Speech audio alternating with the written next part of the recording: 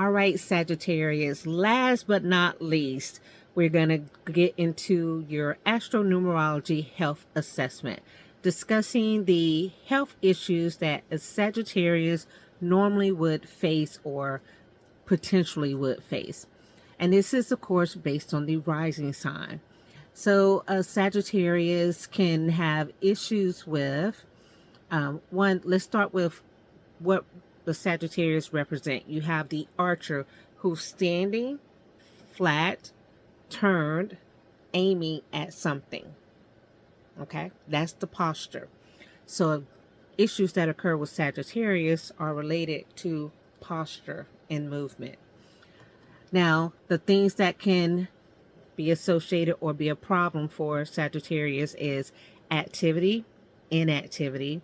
So, too much activity can cause issues, overuse of the joints. It can cause issues there. And then, not enough activity can cause issue because the obesity puts extra pressure on the joints. Sagittarius definitely has an issue with the sciatica nerves, hips, anything where pressure can gather, turning motions, all of a sudden they can have an injury associated with that. Gout, rheumatism, atherosclerosis, hardening of the arteries, locomotor disturbances, rigid hips, thighs, muscular system, and the lumbar region. So all of that area can be impacted, can lead to dis-ease.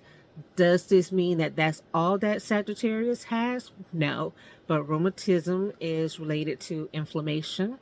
Inflammation can increase when you have a sedentary lifestyle, or if you have certain injuries that prevent you from moving. When you injure an area, it becomes inflamed. But atherosclerosis, of course, can lead to heart attacks, which can also cause circulation issues, and that could be swelling in limbs. But it can all stem from inactivity or an activity related injury. Okay. So if we have the Sagittarius astrology and we combine that with certain numbers, in this case, the 9, because Sagittarius is the 9th astrological sign, we're going to look at what could potentially be happening with you, right? So if you are a Sagittarius, life path 9, or someone who has 9 heavily in their chart, or even in a 9-year or a 9-month, you could see more of these type of disorders show up.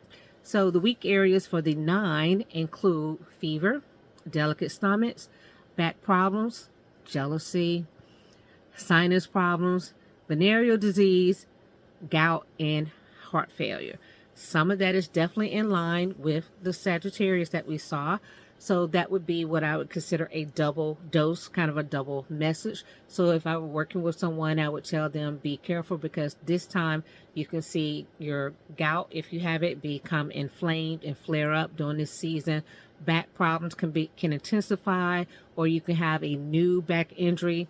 How do you get the back injury? From improper movement, right? So it could have been an injury at work or an injury at home, and sometimes you have that whole spinal area being compressed.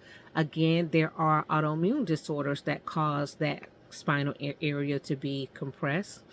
Heart failure, of course, VD, sinus problems. And in this case, with this particular person, I wouldn't necessarily call out the sinus problem, but I definitely would call out the other things, the gout, the heart failure, and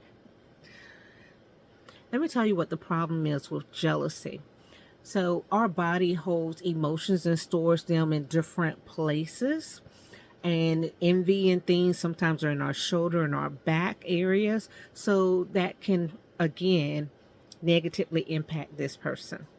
So that's where the emotional side of some things like anger and things where you clench your jaws and injuries to your teeth show up, right? And different energies. So it's a lot more to it than this, but this is a good start for you to understand some of the things that you may have going on if you're Sagittarius rising. And of course, we got to mirror the energy for whatever life path that you're in or whatever karmic debt that you have.